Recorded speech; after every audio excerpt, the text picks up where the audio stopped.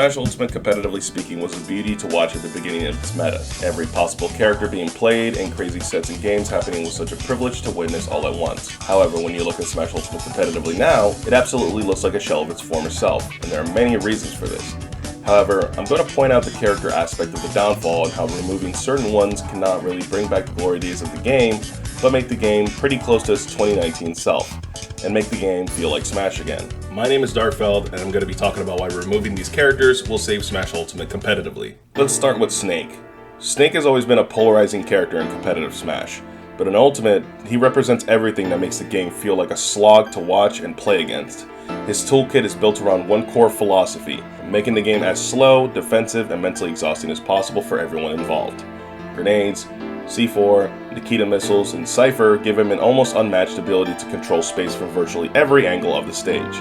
We're talking about a character who can cover above him, below him, both sides, and still have enough tools left over to punish you for even breathing wrong. Watching a Snake player camp under a platform with grenades while an opponent desperately tries to find a way in is not Smash. It's a non-winning situation where the opponent is just waiting to see how long Snake lets him survive. His kill power is enormous, his recovery with Cypher is deceptively strong and almost unpunishable at times, and the sheer mental stack he puts on opponents turn by turn is just genuinely unfair game design. You have to simultaneously worry about a grenade in your face, a C4 on your back, and a Nikita flying at you when you try to recover, while Snake doesn't even need to at most times. By definition, this is not a neutral game. That's a chess match where one side gets 3 queens and the other gets pawns. Snake doesn't win by outplaying you in a traditional sense. He wins by making every single interaction so uncomfortable and draining that you eventually make one mistake, and that one mistake is all he needs. And that's a character design that works directly against the spirit of what makes Smash what it's supposed to be. Next up, Sonic. If Snake makes the game unbearably slow, Sonic makes the whole thing feel completely pointless. Sonic's entire competitive game plan revolves around running away, spinning around opponents, and doing absolutely nothing productive until a straight hit or a defensive lapse opens up a stock. His speed, while visually impressive and fun in casual play, translates at the competitive level into one of the most frustrating and unwatchable experiences in all of Smash history. There's genuinely no neutral game when you're playing against Sonic. There's just Sonic doing whatever he wants, whenever he wants, and you have very little meaningful say in how the interaction goes. His spin dash pressure is relentless and incredibly difficult to contest cleanly. His edge guarding is oppressive because of how quickly he can get to the ledge and react to your recovery. His shield pressure in the right hand makes approaching feel hopeless, and running away from him feels equally impossible because of his raw movement speed. The entire matchup is built around the opponent chasing Sonic around the stage like a cat chasing a laser pointer, exhausting and going nowhere. And the worst part about watching Sonic at a high level, winning against him often feels less like outplaying your opponent and more like simply outlasting the tedium until something random happens. The wins don't feel earned the same way. Sonic doesn't add excitement or variety to the competitive scene. He just drains both of those things completely. Every top level Sonic set starts to feel identical after a while, and that sameness is one of the biggest contributors to killing the variety and storytelling that made early Ultimate so electric to watch.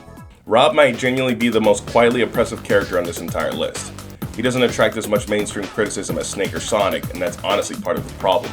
His dominance flies under the radar while he systematically pushes interesting characters out of the meta. Make no mistake though, R.O.B is one of the biggest reasons competitive Ultimate feels so one-dimensional and suffocating at the top level right now. He has a gyro that functions as both a ranged projectile and a physical tool you can carry and weaponize in close-range situations. He has a laser that controls horizontal space and forces opponents to approach on his terms. He has one of the best recoveries in the game with incredible height and multiple mix-up options that make edge guarding him a nightmare.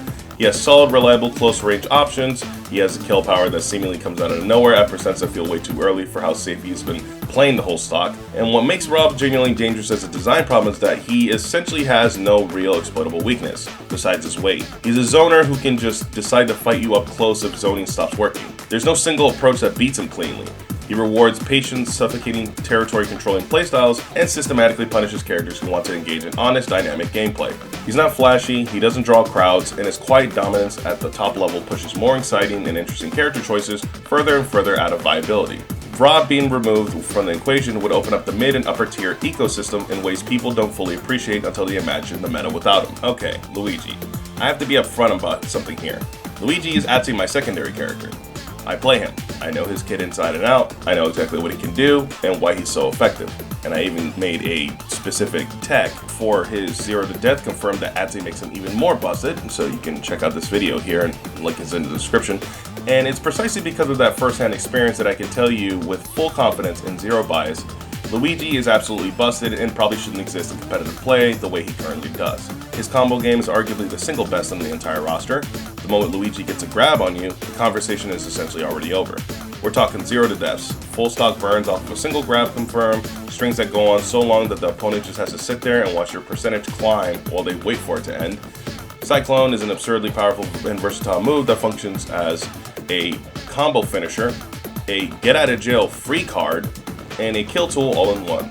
His super jump punch kills at percents that should never ever be kill percents for a character with a safety profile and is an insanely great out of shield option. And misfire is just a free lottery ticket every time it randomly connects. And I've actually won a local because of that move, even though I was in disadvantage. So yeah, I can definitely feel for my opponent because I definitely did not earn that kill. But don't get me wrong, I genuinely love playing Luigi. He's a fun, expressive, and creative character, and I understand why people gravitate towards him. But I can at least separate my enjoyment of playing him from the objective reality that he warps the game around himself in deeply unfair ways. Playing against Luigi at a high level isn't about strategy or matchup knowledge in the traditional sense. It's entirely about never getting grabbed. Not once. Not even once. And even then, it's not even grab. You can die from fair, you can die from down tilt, you can die from nair, you can die from a whole bunch of things. It doesn't just need to be grab. He can kill you off 8 different setups, and it's just not even fair at that point. One hit can lead to a combo that leads to a dead stock before you even finish processing what happened. And that level of oppressive, all or nothing reward structure doesn't belong sitting comfortably at the top of a healthy, competitive environment. And then there's Game & Watch. On the surface, he looks like a fun, charming, nostalgic legacy character, a love letter to Nintendo's history that belongs in a Smash roster just for the novelty of it. But anyone who has played competitive Ultimate at a serious level knows exactly what Game & Watch actually brings to the table, and it's not charm. It's a bucket. Literally, a bucket that absorbs your own projectiles and fires them back at you as a kill move at percents that would be embarrassing for any other character in the game. Oil Panic is genuinely one of the most philosophically broken moves in all of Ultimate. The idea that you can be punished this severely, losing a stock at 30 or 40%, specifically for playing your own game plan and using your own projectiles is backwards game design. It's not a read, it's not a mix-up, it's just Game & Watch holding a bucket and being rewarded because you did exactly what your character is designed to do. And that's a practical joke that somehow made it all the way to the World Championship stage and nothing stopped it. But beyond the bucket, his frame data is genuinely deceptive for how quirky and floaty he is, his disjoints are massive relative to his size, making his hitboxes far more threatening than they visually appear. His recovery with fire, his up B, is surprisingly robust and difficult to intercept cleanly, and is one of the most broken out of shield options in the game, might be the most broken out of shield option in the game. Chef gives him stage control and a harassment tool that's annoying to navigate around. There's even certain matchups where if you use Chef near the ledge, there's literally certain matchups where they cannot do anything about it. Like DK, Falcon in certain spots, which is just completely stupid.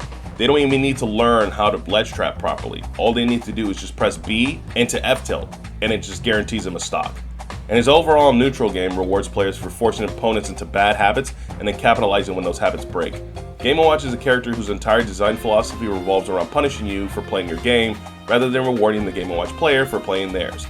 And that's completely backwards from what good competitive game design should be. Before I wrap this up, I have to address the biggest elephant in the room: the DLC roster as a whole. Now, to be fair, not every DLC edition was a disaster.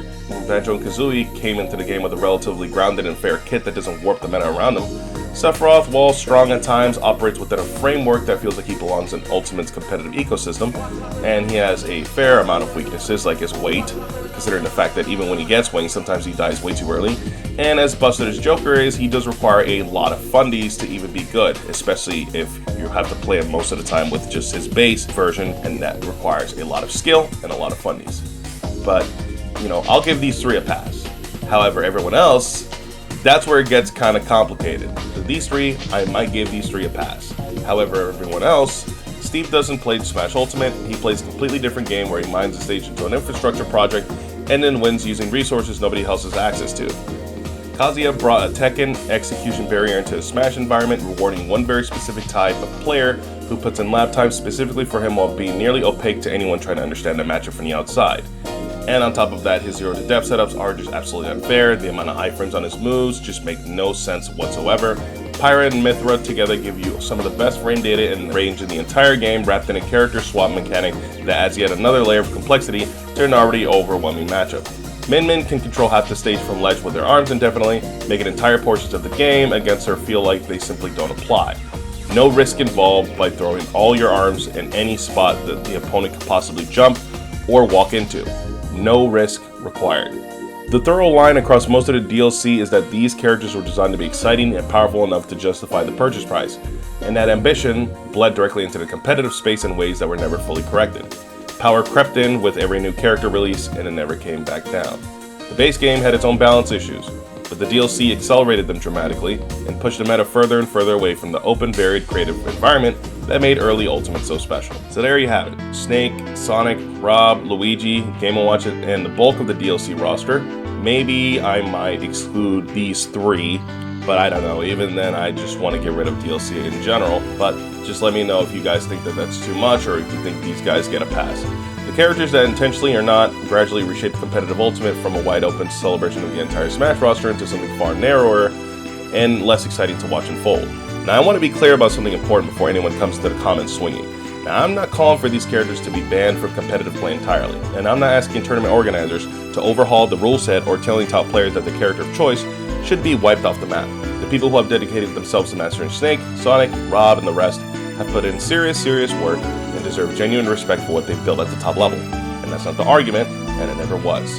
What I'm actually suggesting is something a lot more reasonable than a full ban. A separate rule set, a bracket, a tournament format, a community space, call it whatever you want, where these characters simply aren't in the pool. Not because we're trying to rewrite competitive history or invalidate what the top players have accomplished, but because there is a very real portion of the Smash community that genuinely just wants to play Smash. Not the volatile, suffocating, camp and survive version of the game that the current meta has drifted into, but actual Smash. The kind where character variety breathes, where creative gameplay gets rewarded, where you can show up to a local or an online bracket and not already know roughly what you're going to be playing against before the bracket even starts. Think about how many games and communities already do this successfully. Chess has different time controls and formats for different types of players. Fighting games run both open and character-restricted brackets at major events all the time. There's nothing radical about saying, hey, if you want the full unrestricted experience, that exists over there. And if you want something that feels closer to what drew you into this game in the first place, that exists over there too. Both can coexist.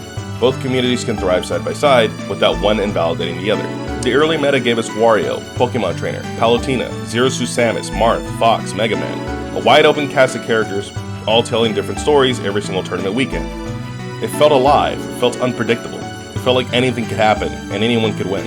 That's what made it genuinely magical to be part of as a viewer and as a competitor. A separate rule set that removes the most volatile elements from the equation isn't erasing that history. It's trying to recapture that feeling for the people who miss it most. I'm Darkfeld, and thanks for watching. Let me know down in the comments whether you actually participate in a separate rule set like this, which character you think is the single biggest problem for the competitive scene, and whether you agree or disagree with any of the picks on this list. And I'll catch you in the next one.